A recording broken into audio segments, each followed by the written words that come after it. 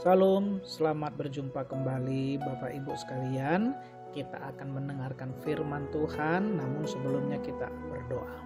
Bapa di surga, Bapa yang Maha Kuasa, Bapa yang kami sembah dan kami muliakan di dalam hidup kami melalui Tuhan kami Yesus Kristus yang mengantarai kami antara kami dengan Bapa di surga. Di kesempatan ini kami mau membaca, kami mau merenungkan firman-Mu. Bimbing kami ya Tuhan agar kami dapat memahami firman-Mu dengan baik. Dalam nama Yesus kami berdoa. Amin. Firman Tuhan dari Injil Yohanes, Bapak Ibu sekalian, dari Injil Yohanes pasal 5 ayat yang ke-13. Kalau perikopnya penyembuhan pada hari Sabat di kolam Betesda. Namun kita hanya membaca di ayat 13 saja ya Bapak Ibu sekalian. Ayat 13 dan ayat yang ke-14. Yohanes 5 ayat 13 sampai ayat 14. Tetapi orang yang baru sembuh itu tidak tahu siapa orang itu, sebab Yesus telah menghilang di tengah-tengah orang banyak di tempat itu. Kemudian Yesus bertemu dengan dia dalam bait Allah, lalu berkata kepadanya, "Engkau telah sembuh, jangan berbuat dosa lagi, supaya kepadamu jangan terjadi yang lebih buruk." Demikianlah firman Tuhan yang baru kita baca ya Bapak Ibu sekalian ya. Kiranya nama Tuhan Yesus terus dipermuliakan. Sekali lagi satu bagian kecil dari ayat yang ke-13 saya baca ya Bapak Ibu sekalian ya. Tetapi orang yang baru sembuh itu tidak tahu siapa orang itu. Tahun-tahun terasa pendek bagi orang yang bahagia dan sehat. Tetapi 38 tahun mengidap penyakit tentu mengakibatkan rasa capek yang panjang dalam hidup orang malang yang tak berdaya itu. Inilah pengalaman orang yang baru disembuhkan Bapak Ibu sekalian. 38 tahun dia di pinggir kolam Betesda ya. 38 tahun. Nah, karena itu ketika Yesus menyembuhkannya dengan sepatah kata, ketika ia sedang berbaring di pinggir kolam Betesda, dia dengan bahagia begitu tersadar atas perubahan yang terjadi atas dirinya.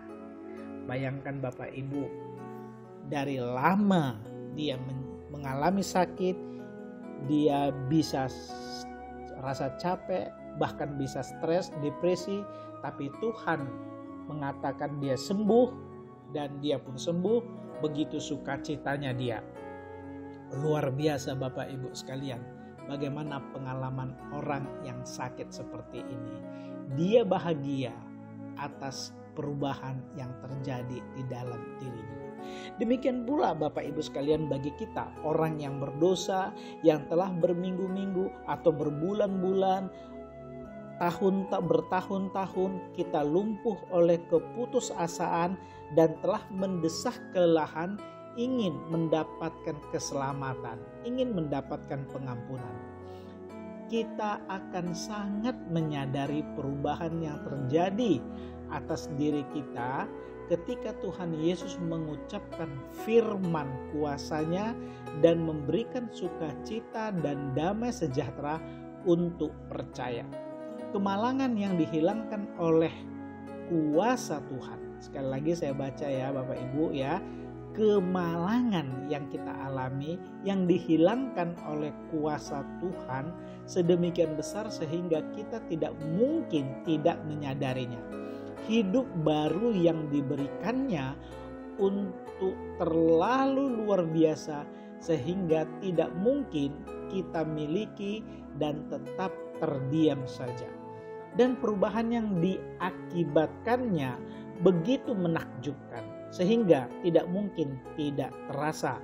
Namun demikian orang yang malang itu tidak mengetahui siapa yang menyembuhkannya, tidak mengenal kekudusan pribadinya.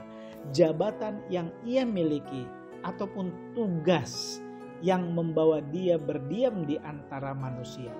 Hati yang belum mengenal kuasa darahnya seringkali mengabaikan Yesus. Kita tidak boleh terlalu cepat menghakimi mereka yang kurang pengetahuan, melainkan dimanapun kita bisa melihat iman yang menyelamatkan jiwa, kita harus percaya bahwa keselamatan telah dianugerahkan.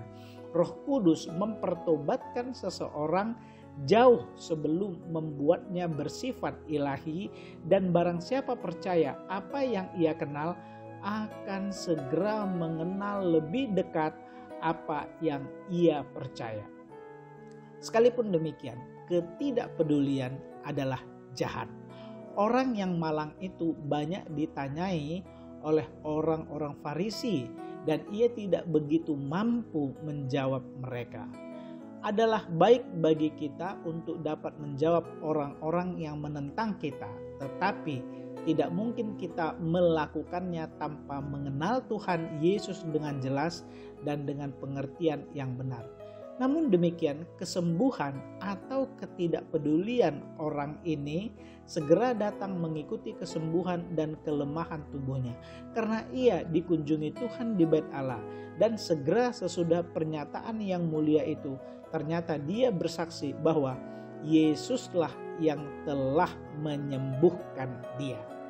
Ada tertulis dalam Yohanes 5 ayat 15. Tuhan, jika Engkau telah menyelamatkanku, tunjukkanlah dirimu kepadaku, kepada kami ya Tuhan, supaya kami dapat menyatakan Engkau kepada anak-anak manusia.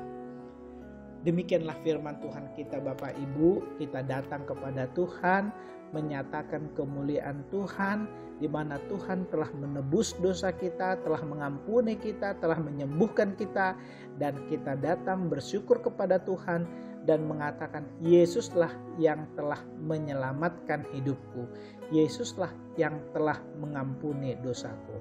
Kiranya firman Tuhan menjadi berkat bagi kita. Amin. Kami bersyukur Bapa di surga untuk firman-Mu. Kami bersyukur untuk membaca firman-Mu dan mendengar firman-Mu yang menguatkan kami, yang memberikan kepada kami pemahaman bahwa Yesus datang ke dunia. Yesus mengasihi kami. Yesus memulihkan, menyembuhkan kami dari sakit penyakit, dari dosa-dosa kami. Kiranya Tuhan, melalui pengalaman hidup kami bersama dengan Tuhan Yesus, kami terus menyaksikan Yesus kepada siapapun bahwa Yesus adalah Tuhan dan Juru Selamat umat manusia. Dalam nama Yesus kami berdoa. Amin. Shalom Bapak Ibu sekalian.